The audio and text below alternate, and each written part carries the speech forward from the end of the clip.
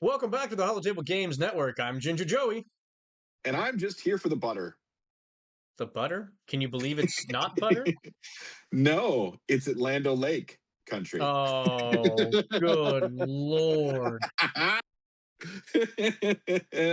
We have stepped Oh, into the dad jokes. yeah, it's a good one though. I appreciate that one a That lot. that wasn't bad. Where'd you hear that one from?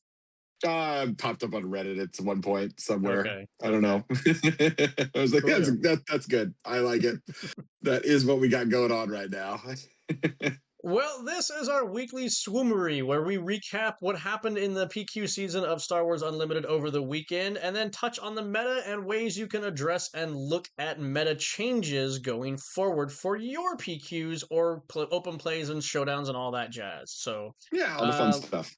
yep. So let's see. We have the results of the weekend. What was the biggest surprise for you, Corey? I mean, we saw a good number of surprises this weekend. Obviously, the biggest one for all of us was Lando Lake Country. We'll go into that in a minute, but I want to highlight before that the fact that we had another Avar Chris win. Not a huge tournament. It's a 25 in Nia. I'm not even going to try to pronounce that. I don't know where that is. Nope, I'm not butchering that. Oh, It's Greece. There Greece. we go. Yeah, I'm definitely not butchering that. But yeah, we had that pop up, which is always nice to see. So happy about that. That was probably, I would say, the biggest winner surprise. We Nope, did not for also me. have, well, For for me, me at least. Yeah, for me, the biggest winner surprise was not one, not two, but three Vader Pilot Yellows won PQs over this last weekend. Yeah, yeah, a lot of Vader Pilot yellows. I mean, people were writing this deck off as, oh, it's solid, but it just can't get there. It's solid, but it just can't get there. Well, it got there three times over. One thing to note, though, as we've always talked about, is geographically, metas are different. And since Hmm. the sector qualifier was in the United States over this last weekend, the US had zero PQs across the country, which means all of these PQs, other than that one, are from other countries outside the US.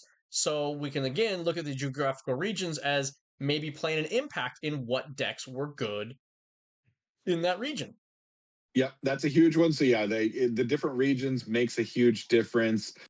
And also, as mentioned, and we'll go into depth on the sectors are definitely going to change up this meta significantly. But Don't know it if they is good will. to see with before the changes that we're going to see what the meta looks like, what decks are looking good into other decks, etc. So we are still seeing a fairly diverse meta across the board. We're seeing we saw tons of Boba Fett Lake countries competing.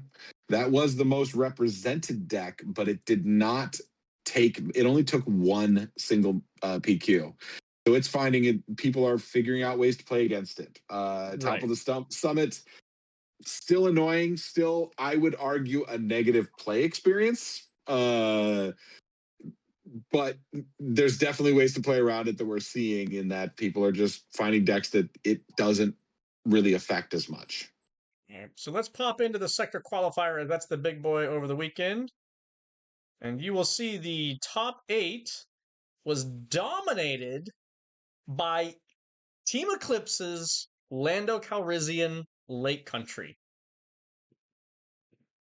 Yeah, it's a very good deck. I watched it get played a fair bit. It's got some sneaky tricks that people were not prepared for. I'm sure Joey was so excited to see that intro to Battle of the Hoth card in there.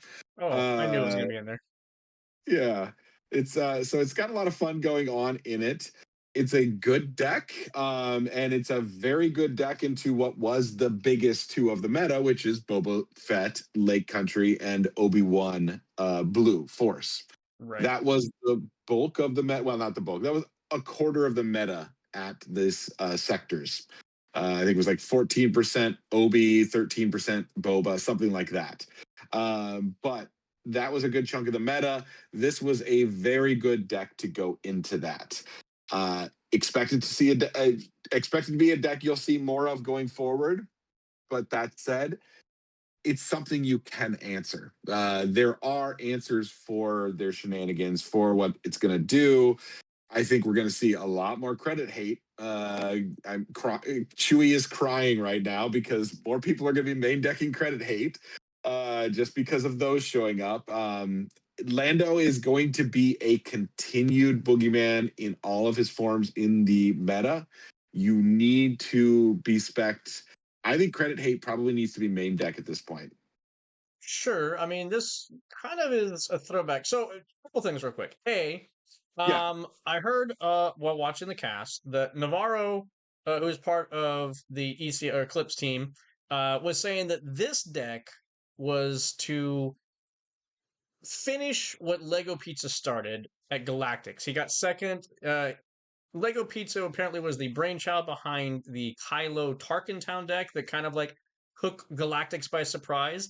And now here we Mhm. are with another one of his creations. The team went after it and got on board with it, and they brought it in spades, and it performed magnificently. So that's the second time that apparently that a deck by Lego Pizza's little like off the brain concoctions off to the side to break the meta has been successful in doing so.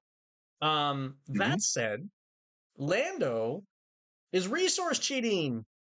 We've already Yep. known resource cheating is busted as all get out in this game. So Mhm. the fact that now this is because you already had a blue version kind of like dominating, and now we have like a tweaked version of it still dominating. It's is resource cheating just a prolific problem, or is it just something that we all need to be gearing our brains to do? And if you're not cheating, you're not trying, kind of thing, right? I would I think I would argue that Fantasy Flight is not costing resource cheating properly, maybe. They, at least on leaders, I think they might still be having an issue with giving a little bit too much resource cheating to a pretty darn good leader already. I don't know. So that Um, said, I mean, yeah, this resource cheating, unlike the Han one, has a way of being turned off or reduced or negated. So there is that. yeah, Um, that's the big thing is in that, yeah, that's what we're going to see how it plays out. Is that going to be an issue? Are we going to be worried about that? Or is enough people going to start specking in the counters that it doesn't become as much of a problem? right. I mean, and as much as I was hoping sectors was going to lend to a potential top of the summit suspension, I think this results shows you it's not going to happen. Yeah, and that There's I'm plenty of sad decks about that got that. around it. Yeah, I'm sad about that. I still think Topple should just go just because, as I mentioned, just the negative play experience of it. It's just not fun to get hit with that. Well, I think it still Um, shuts down too many decks that could even be threatening some of these decks if Topple didn't exist. So, yes, it shuts down a lot of aggro decks hard. It shuts down a fair number of mid range decks hard. I think the biggest thing to take away from this. This meta is now going to shift significantly. Your aggro decks, they might be okay. If Boba drops off significantly, aggro could come back. But until that happens, this meta is now slower mid range to control. You're going to see a lot more control, I would expect. Control has a very good game into both Lando and Obi-Wan and so is Lando does the go wide with faith in your friends that we saw yes, that's the how he gets Han around ones do. control. Yeah, So it's able to kind of really spread wide because between faith in your friends and Bail Organa, it can get a lot of those spy tokens into play to act as absorption barriers for you. Now, granted, you're not really don't having to absorb a lot of things against villain because we don't have a lot of edicts like Power of the Dark Side, which is what you wanted yes, these like little rinky-dink units to absorb. There's a lot more targeted removal, so it's like you can keep your spy. I'm getting rid of your Lando, or I'm getting rid of your Bale at this point in time. So I don't know. We'll have to see how much the hard control can actually deal with that or going forward. Um, yeah. yeah. It'll be a good question. I think, as I said, I would say this is a very good time to start experimenting with control. Start messing with some control decks, see how they do into Lando and Obi. because they're going to be the ones that are going to be pretty widespread. I think after this weekend, that's going to be the bulk of the meta. And if you're able to build a control deck that is strong into both of them, you're going to be in a good position. I still think you need to test against Boba Fett. I don't think that Yep. even Yep. despite its bad performance, quote unquote, or lack thereof for hitting the top 8 at sectors, I still think you're going to be seeing a lot of Boba Fett. Oh yeah, no, you have to consider Boba as well. Boba's not as bad for controls, at least if you're a harder control deck, he's not as that bad because you don't you can put out just larger botted units, just let them sit out there. You can sideboard like things like Ogdo Bogdo, just things that you can just start doing damage to and start punching back at him with. Topple's not a huge deal for you because you never have that wide of board for that to matter. Right. I think you're more So so there, concerned with the indirect damage piling up on you. You need a way to yes, the restore that indirect piling off of up. your base. So Yeah, so there's a specific one that we are definitely talking about that we might, have show up in the future on the channel, I'm sure. oh, are you talking about yours? Well, I was talking about yours. We've got Oh, mine's gonna be on the channel, and I think that is one answer. It's not a healing answer, but yeah, we built. I guess that's worth mentioning. Yeah, we in a couple weeks, I think we've got a new. Uh, uh, well, we already did we highlight it already once? you've highlighted your Thrawn 4 before, if that's what you're Yes. Okay. referring to. Yeah. So the Thrawn 4, I've shown it. I think that one's a very good one. That's feeling pretty good into those decks. There's another one that Joey's been working on that I think we'll probably try to get on the channel though soon too. Yeah, so we do our Thursday throwdowns. We film them on Saturdays and then release them on Thursdays. So you'll have a couple of those coming up with some fun little decks that maybe give you some ideas about how to deal with some of these threats coming forward. But one Yeah, thing I I think wanted to, especially well, I think it's worth about highlighting. Just please watch like this Thursday's one. I think is a couple of decks that definitely look good into the meta. I like what Joey put together. I've been encouraging him to work on. He's been working on because it's a pretty good deck that yeah, Lando and Obi. I think it does pretty good against. we'll see. One thing I wanted to do was kind of like touch base on addressing like problems that you're going to encounter in the meta. And when you're thinking about building your deck and you're trying to address things, you have to look at what I call the boogeyman. First off, I want to complain to FFG a little bit. I Mhm. always use their Star Wars Unlimited website card database, and I have to change the sets to be these 5 sets to look at only Premiere cards every single time I log into this, instead of being able to click on Format and Premiere and having to just automatically do it for me. Would you guys Yeah, get on that and fix that so that I just have to do a one button click instead of doing it 5 different times? So, anyway, rant off. The thing that I look for when I'm building a deck is addressing boogeymen. Right now, with Lando, you can say that one of the biggest boogeymen that exists in the meta is Liberty. Liberty is a giant 9/7 sentinel that is going to exhaust a unit when it comes into play and when it attacks. So then you got to ask yourself, okay, how do I deal with this ship when it comes into play? And the first thing that I wanted to do when I looked at it was I wanted to look at, okay, what in space can do 7 points of damage? Mhm. You get 3 options, 3 things. That is it. That said, one of those 3 things is a very good option because it is a 7 attack ambushing unit. That Mhm. said, the cost is 9. So, can you figure out how to get this into play to be an answer to take out their liberty? It's an exchange. That's the negative. I mean, I've got So, an easy answer for that. I'm sure you're thinking the same. yep. Would you like to point it out? Well, I'll just bring it up because I'm pretty sure you're going to say exactly what I'm thinking, Oh, which is yeah, the one, the only. Yep, that's they the hate that one. ship.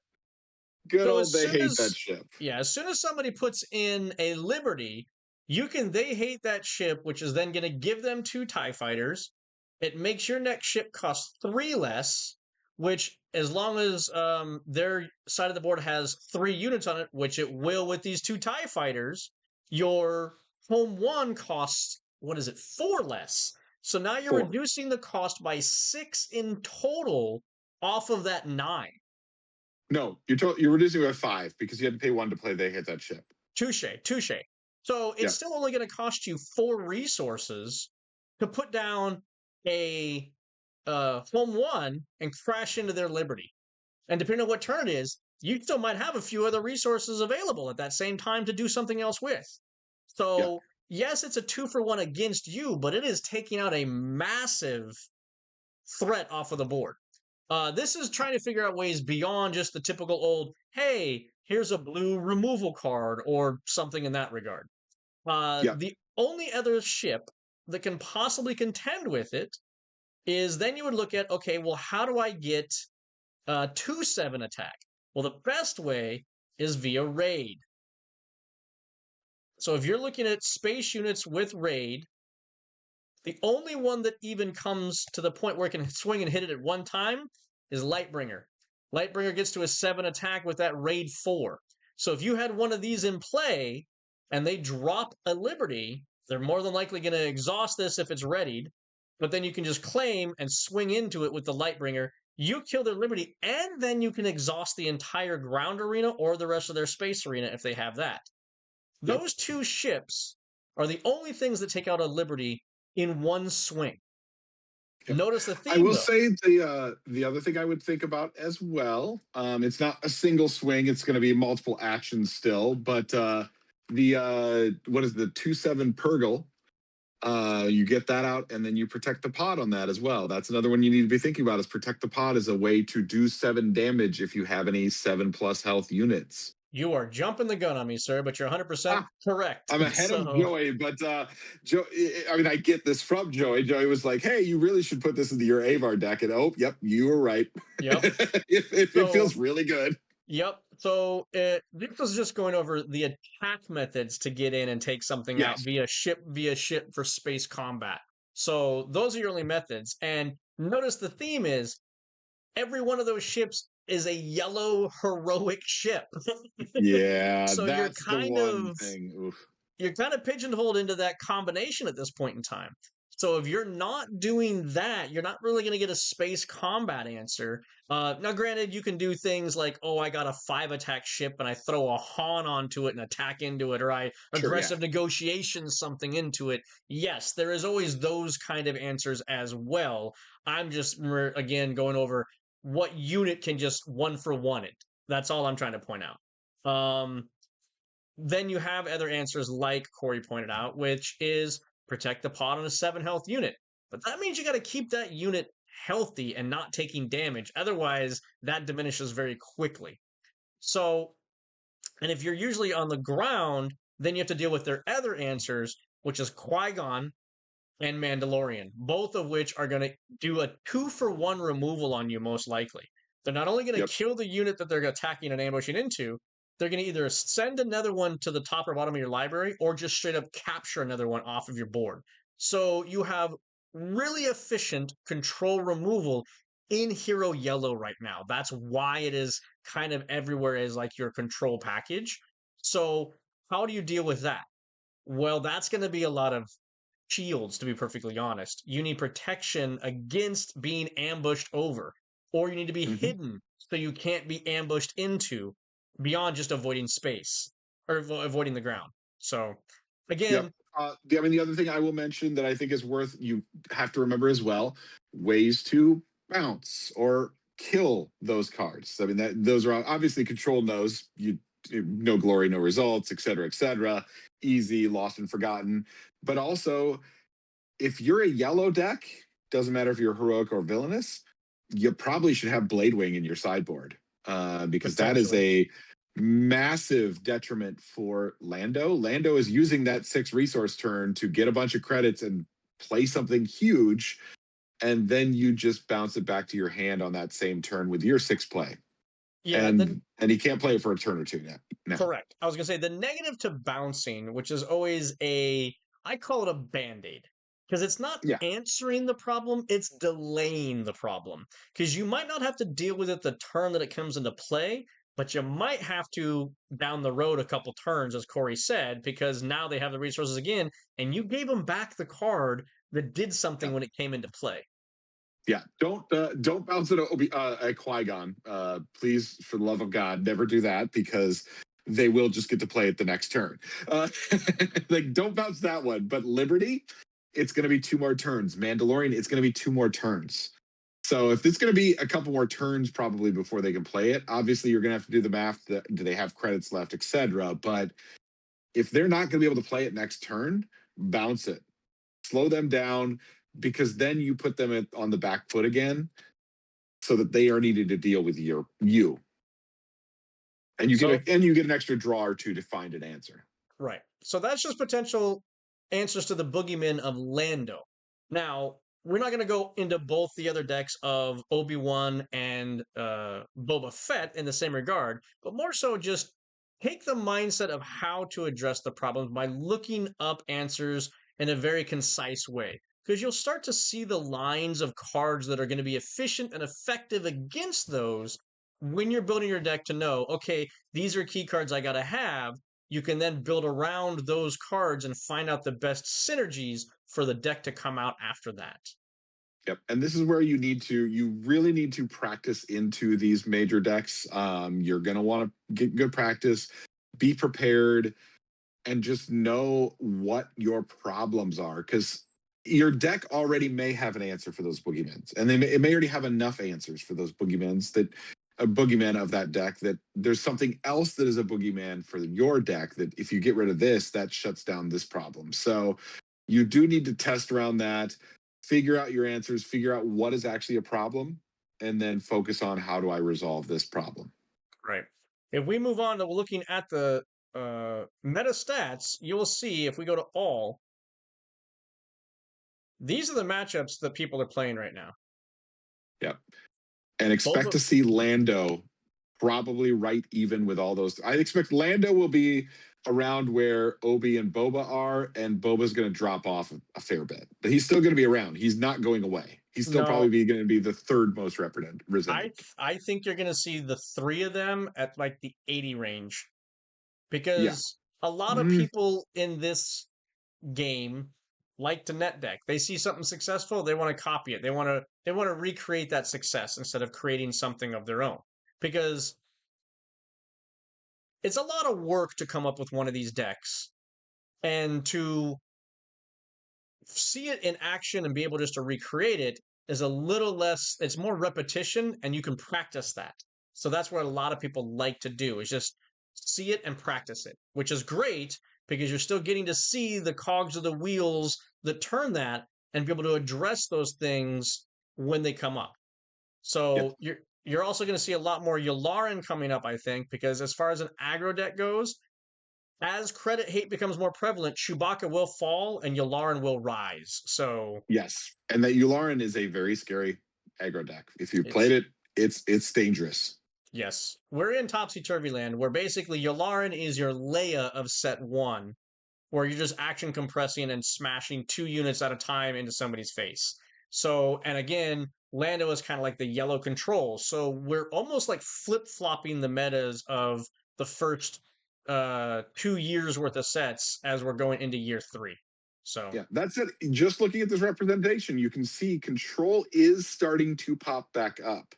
I would argue Lando Blue is a little more of a control deck. Obviously, Piet Blue is a control deck. Towson Blue is a control deck. Or Towson Yellow is a control deck. Well, that's a mid-range control, but you've got Aura Singh Data Vault popping up. So you're starting to see some more control show up. That is going to continue to grow because, as I mentioned, it's the rock, paper, scissors of the meta. Aggro was king initially. Now we've got a couple really strong mid-range decks that are going to be dominating a lot of the meta, and that's going to bring a lot more control into the meta because control will be able to have good game into both of them. one control concept idea that I've had mulling around. You're talking Aura Singh. I think Aura Singh Red is an Yeah. insane control deck. And a lot of people, No disintegrations. well, a lot of people gave this card a big snub because oh, you're going to put this onto a unit and then you have to do the action to do it. It's going to be slow removal. But this, in conjunction with a couple cards, can just kind of create a lock if your opponent doesn't have a removal answer for it. And the card specifically that I'm thinking of, oh, I got to figure out how to find this one again. It is the. Okay, so we're going to do this. I mean, I will say while you're finding that one, I'm thinking Krennic is very good for it. It's this Not card specifically. The yes, Muckraker that's a Crab very Droid. good one.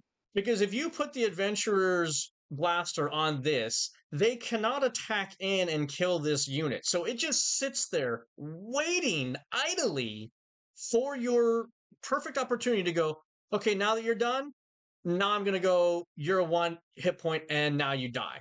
So, yes, it Yeah. takes a couple actions, but if you time it right and you have other removal card that you're playing the whole time that it's just sitting there waiting for your big thing to hit, and then I shrink it and kill it, you can kind of create a little bit of a lock stasis going on with that combination.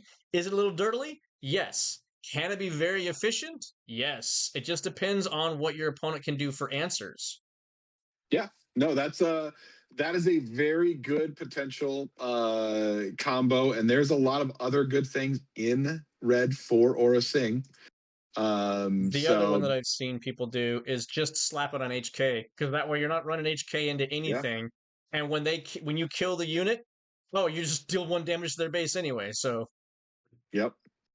Yeah, that's a really good one as well. So yeah, do look at that. Think about that. Think about controlling. If you're a control player, this is looking a lot spicier of meta for you. It's what you want to see. So yeah, I mean, I'm pretty excited with my Thrawn 4 red right now. It's I would argue it's a weird soft control-y unit based, a little heavier on the units, but it feels nice right now. your Thrawn 4 red is a weird Right? juxtaposition of aggro and control at the same time. It's interesting. Yeah, it's an odd little deck. I'm looking forward to testing and building it out more. But yeah, like as I said, right now, as soon as I saw Lando Lake Country and Obi-Wan dominating the meta, I got excited because it feels good in both of those decks. Right. So you just have to make sure you can test, because just because you're going to do a couple decks, you never know what rogue deck might be around the corner that just stomps your face into the ground. Yep, it's gonna That, happen. It always does. Those pop up every time. but that's a beautiful thing. As long as we constantly have this evolving meta and it just doesn't get stagnant like we had back in the Django days, I'm okay with that. Yeah, I would say my one concern of potential issues could be if Top of the Stomach Summit stays in the meta and Boba sticks around still at least a decent clip, we will see, I think, control become pretty dominant over time, just because it's going to shut down all the aggro that usually shuts down control. Well, the problem that we have already that exists is aggro is having a real tough time due to the fact of Lake Country, of Data Vault, of Yep. all of these bases that are north of 30 hit points. When Mm-hmm. so many of the cards were designed around like this, hey, we're going to, how to not overdo things to get you to 30 too quickly. But now, as people have been pointing out, you're kind of left with this like, I'm going to stagnantly just control the board until I can drop a huge unit that just kills you in 2 or 3 swings. I don't even have to do a bunch of little damage. I just wait to just haymaker you in the face a couple times. Yep. So when you have more hit points on your base, it means that you're able to take 3 of those haymakers instead of 2 before the game is over. You also have aggressive negotiations, which turns any little unit potentially into a haymaker unit of 1 to 2 swings. So Yep. that's kind of the dynamic of what we're having to deal with is, can you control the big haymakers from coming in? If they do come in, do you have a way of softening that blow? Most people, even aggro decks, are starting to run Data Vault and Lake Country just because they need the hit points as a buffer to finally get to their damage through the gate. Yep. And yeah, I will say if you think you're sick of Lake Country now, this is just the first set of the meta. The ability to fill out a deck in a single color is going to get just so much stronger as we go further into the meta. So that's actually a place where I hope Fantasy Flight continues to print more multicolored cards and making them good enough that it encourages people to go multicolor still.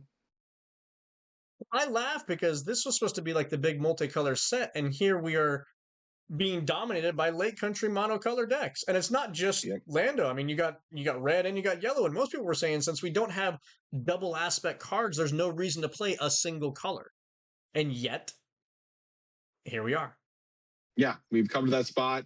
And I mean, I will also say I think part of it is the issue that Fantasy Flight has introduced of having upgrade removal only in a single color.